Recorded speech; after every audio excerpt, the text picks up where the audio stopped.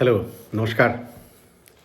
अ, आज एक बहुत ही इंटरेस्टिंग टॉपिक के ऊपर बात करेंगे।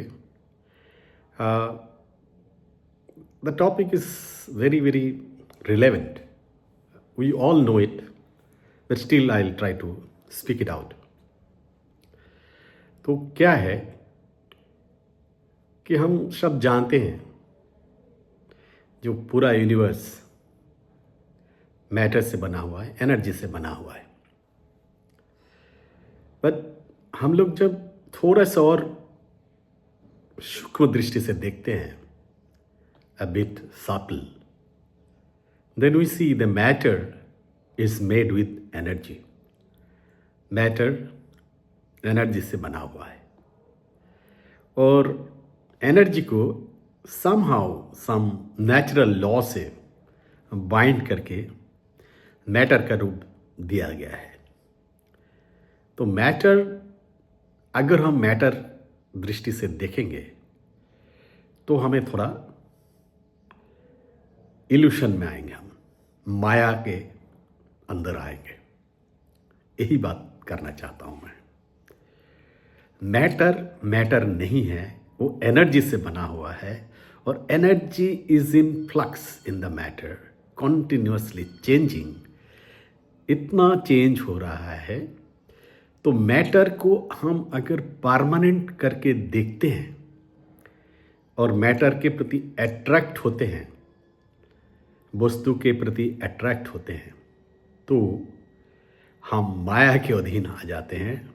हमारे दृष्टि इल्यूशन में, माया में आ जाते हैं और हमें दुख पैदा करते हैं। इसलिए कि ये अर्धसत्य हमें दुख देते हैं। और संसार का मतलब यही है कि हम जब मैटर को मैटर के हिसाब से देखते हैं तब वो संग होता है, और जब हम उसको एनर्जी के हिसाब से देखते हैं तब वो सार, जो जिस्ट है, जो सब्सटेंस है, उसके हिसाब से देखते हैं। तो यही आज का हमारा बात का मुख्य विषय है। तो पहले हम बुद्धा से शुरू करते हैं, बिकॉज हमने करीब 22 साल बुद्धा के विद्या के ऊपर बहुत मेडिटेट किया, पढ़ाई किया, पाली भाषा सीखी और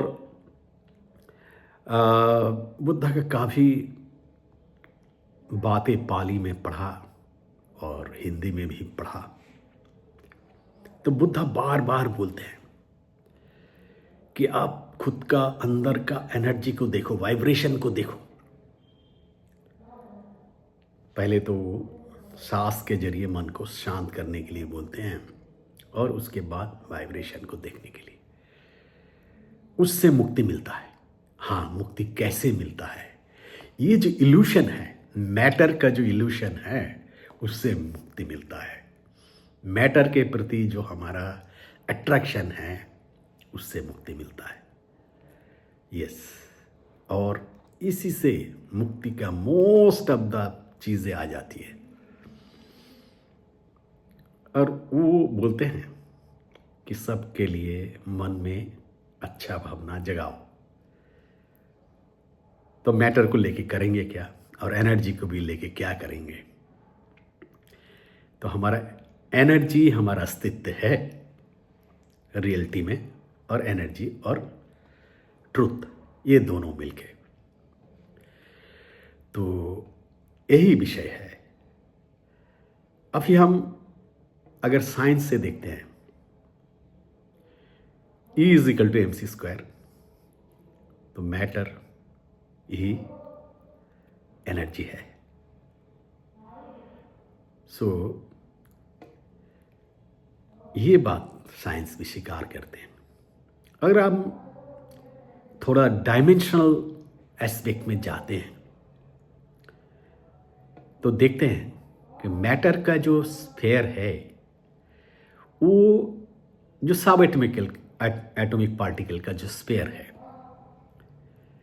वो लगभग 10⁻⁻12 मीटर पिकोमीटर से 10⁻⁻19 मीटर तक सीमित रह जाते हैं। उसके बाद मैटर का कोई डायमेंशन नहीं है, लेकिन उसके बाद ही फिजिक्स के डायमेंशन है। क्या dimension? 10⁻⁻35, that is quantum dimension, Planck's dimension. So ये जो अप टू 10⁻⁻35, 10⁻², 10⁻35, ये प्योर एनर्जी का क्षेत्र है। इसमें मैटर का कोई काम नहीं है। तो हम जब सूक्ष्म में जाते हैं तो मैटर का अस्तित्व खत्म हो जाती है। अगर हम आध्यात्मिक साइड से देखते हैं इस बात को और गौर करते हैं कि हम उस स्फीयर में जाएंगे कैसे, तो हम मैटर को छोड़ के जाना पड़ेगा और मैटर से जो बना हुआ जितनी सारी चीज़ें हैं उसके प्रति अट्रैक्शन को जीरो करना पड़ेगा। और मेरे हिसाब से वो ही निष्कामता है। निष्काम भाव जो भगवान श्री कृष्ण बोलते हैं, निष्काम हो जाओ, स्थितप्रज्ञ हो जाओ। स्थितप्रज्ञ होने से ही हम ये एनर्जी का खेल, मैटर का खेल हम समझ पाते हैं, और तब मैटर के प्रति अट्रैक्शन रहता नहीं है। वही निष्कामता है। मैटर क्या बनाता है कि आपको कोई उसके अनुसार बहुत सारे पैसा, फेम या पोस्ट, बड़ा पोस्ट, कि आप मैटर, बहुत सारे मैटर से बना हुआ चीज़ को हैंडल कर सको, यही देते हैं। तो हम मैटर में एंटेंगल हो जाने से जो सूक्ष्म चीज़ें है, जो सच्चाई है, उस तक पहुंच नहीं पाते। यही बात है। तो इसमें पहुंचने के लिए एक तो बुद्धा का तरीका है कि आप सूक्ष्मता को देखो, वाइब्रेशन को देखो, और उसका अनित जो कंटिन्यूअसली चेंज हो रहा है उसको देखो। एक तो एक तरीका है। दूसरा तरीका जो हमारे मुनि ऋषियों ने अनादिकाल से बोल के आया है, मंत्र के जरिए। और मंत्र में सबसे अहम मंत्र वो है ओम। अ उ मा। हमारे मुनि ऋषियों ने बोला है, अनुभव किया है कि इस जगत का सारे चीज यही चीज बना हुआ है, सारी चीज। और इसको नाद ब्रह्म कहा जा गया है कि अंतिम सत्य बोला गया है, परम सत्य बोला गया है, परम ब्रह्म बोला गया है। तो आप ओम को महसूस कर सकते हो। तो ये अनदर तरीका है। और ओम से बना हुआ और सारे मंत्र को ही इस्तेमाल कर सकते हो। तो बुद्ध का जो तरीका है वो निर्वाण लाभ करने का शॉर्टकट तरीका है, सत्य में जाने की शॉर्टकट तरीका है। और शॉर्टकट से जाने से आप काफ़ी नॉलेज को आप नहीं सीख सकते। तो ये इसकी शॉर्टकमिंग है। नॉलेज चाहिए तो आपको दूसरा मार्ग, ओमकार का मार्ग अपनाना पड़ेगा। और मेरे हिसाब से यही, मेरे हिसाब से, दूसरे को मैं छोटा नहीं करना चाहता हूँ, काफ़ी लोग ये जो मार्ग है मुक्ति का, बुद्ध का बताए हुए मुक्ति का मार्ग को हीनोजान कहा गया है, मतलब सेल्फिश टाइप का। इसलिए कि आप ज़्यादा लोग को हेल्प नहीं कर पाओगे, आप मुक्त हो जाओगे, तो थोड़ा सेल्फिश टाइप का हो गया। और दूसरा मार्ग जो बुद्धा ने खुद अपनाया था, गौतम बुद्धा बनने से पहले अपनाया था, बोधिसत्व का मार्ग, वो बड़ा प्रशस्त मार्ग है, उसको महायान मार्ग भी बोला गया है। तो मुझे तो महायान मार्ग या हमारा जो वैदिक ऋषि लोग ओमकार के मार्ग, यही मेरा पसंद है कि जब जन्म लिया, ब्रह्म से निकला, तो ब्रह्म का सारे ज्ञान जानना जरूरी है, अनगिनत जन्म लेना जरूरी है। और इसकी मार्ग के लिए बहुत इम्पोर्टेंट है कि खाली ओमकार का जप करने से आप शायद बहुत शक्तिशाली हो जाए, लेकिन आप सबके लिए मंगल कामना नहीं करोगे तो ये विद्या उतना काम नहीं करेगा। कारण ये है कि अब ओमकार से तो सारा चीज़ बना हुआ है, तो सारे को ही हेल्प करना है, जितने सारे लोग हैं, जितने सारे प्राणी हैं, सबको हेल्प करना है। और हेल्प करने से ही आप विद्या अर्जन कर सकते हो। जितना आप बांटोगे उतना विद्या बढ़ेगा। तो ये है तरीका। और आप मैटर को ट्रांसेंड कर सकते हो प्यार से, प्रेम से, दया से, कंपैशन से, अफेक्शन से, स्नेह से। तो ये है तरीका ट्रांसेंड करने। इसलिए कि मैटर का जो रिक्वायरमेंट है वो बहुत ज़्यादा नहीं है। जितना रिक्वायरमेंट है उतना ही रखो जिंदगी को जीने के लिए। बाद बाकी आप सत्य का अनुसंधान में लग जाओ, सत्य के साथ रहो, माया के चक्कर में मत रहो।